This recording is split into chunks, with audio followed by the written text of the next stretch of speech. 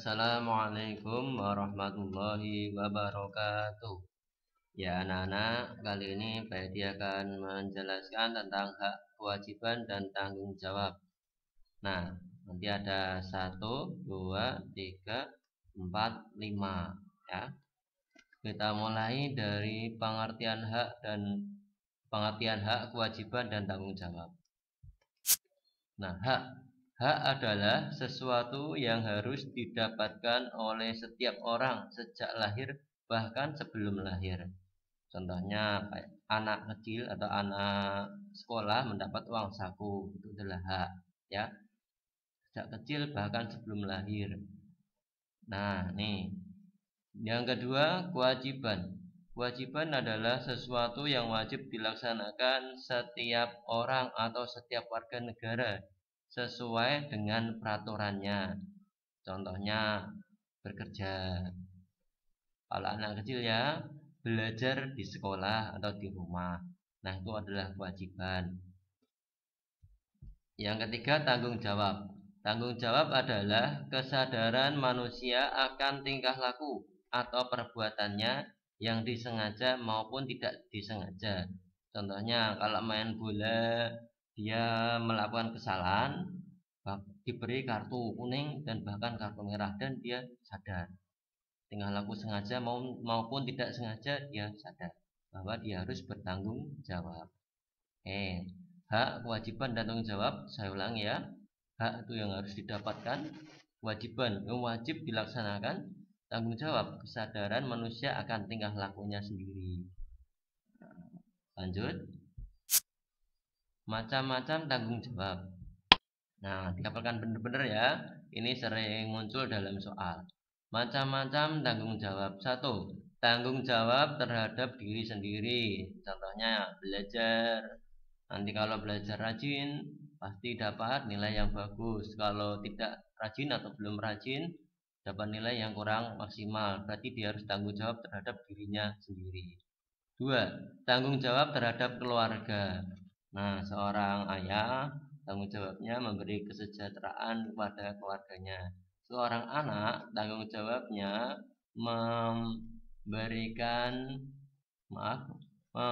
menjaga nama baik keluarganya.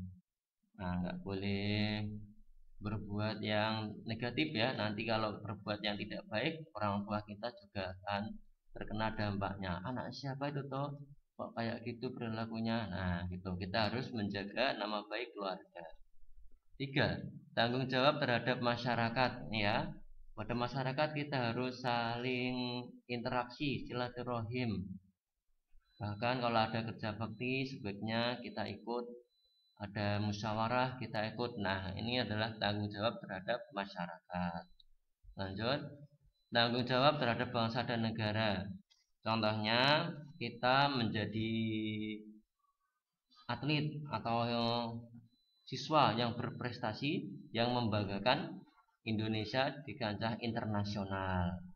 Kita memberikan nama yang baik kepada Indonesia dengan prestasi-prestasi yang kita miliki. 5. Tanggung jawab terhadap Tuhan. Contohnya kita sholat, puasa, dan lain-lain ya. Tentang tanggung jawab kepada Tuhan pasti kalian sudah paham, yaitu ibadah kepada Allah, Tuhan yang Maha Esa.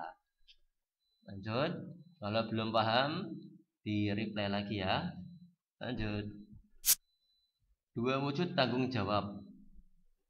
Nah, ada 2 nih, pengabdian dan pengorbanan. Pengertiannya apa? Ya, wujudnya adalah ini kalau orang tanggung jawab ya. 1 adalah suatu kesetiaan yang dilakukan dengan ikhlas.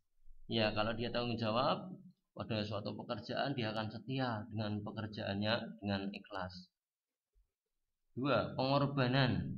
Nah, adalah pemberian yang dilakukan dengan ikhlas, tidak mengharapkan imbalan. Kalau tanggung jawab dia akan berkorban. Berkorban atau pengorbanan itu apa? Pemberian yang dilakukan dengan ikhlas, tidak mengharapkan imbalan. Ini ya arti pengorbanan. Lanjut. Tanggung jawab warga negara terhadap masyarakat. Nah, tanggung jawab warga negara terhadap masyarakat. 1. Memelihara ketertiban hidup bermasyarakat. Contohnya Ketika lampu merah ya berhenti.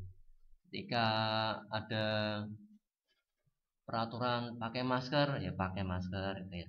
2. Menjaga persatuan dan kesatuan. Iya, harus selalu menjaga persatuan dan kesatuan, tidak boleh membeda-bedakan suku, bangsa, ras ya.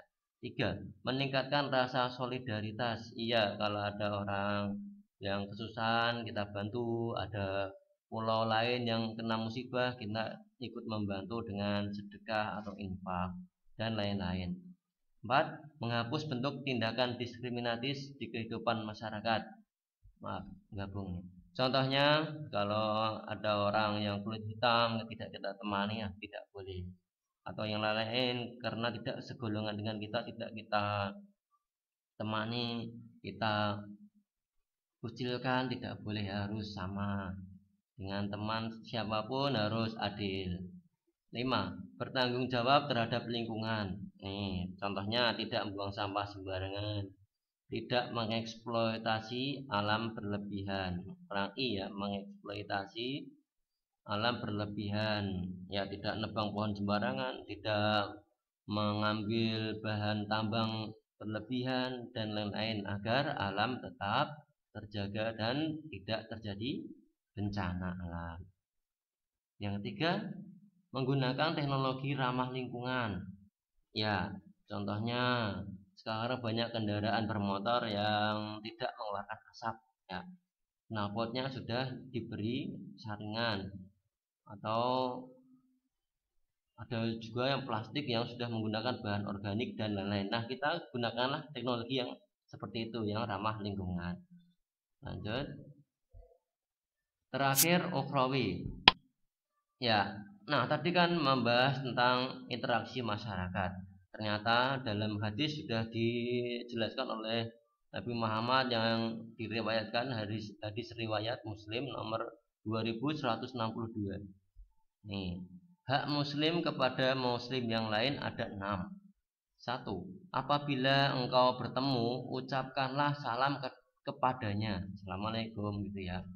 2. Apabila engkau diundang, penuhilah undangannya. Ya, walaupun ada suatu kegiatan yang penting, kita tetap datang ke tempat teman kita yang mengundang, walaupun di lain waktu. Yang penting kita datang. Atau kalau bisa ya datang kalau kita diundang. 3. Apabila engkau dimintai nasihat, berilah nasihat kepadanya. Ya, beri nasihat kepadanya. Itu akan membantu dia. 4. Apabila dia bersin lalu memuji Allah, mengucapkan alhamdulillah, doakanlah dia dengan mengucapkan yarhamukallah. Nah, 5. Apabila dia sakit, jenguklah dia. Tapi kalau sakit yang tentang pandemi kayak yang sekarang ini, jenguknya tidak langsung jenguk tidak apa-apa ya, karena bisa menular. Kalau sakit biasa atau sakit yang tidak menular, jenguklah dia. 6. Apabila dia meninggal dunia, iringilah jenazahnya sampai ke pemakaman. Nah, ya kalau bisa sampai ke pemakaman. Itu materi tentang hak, kewajiban dan tanggung jawab. Kalau belum paham boleh ditanyakan dan bisa di-reply lagi.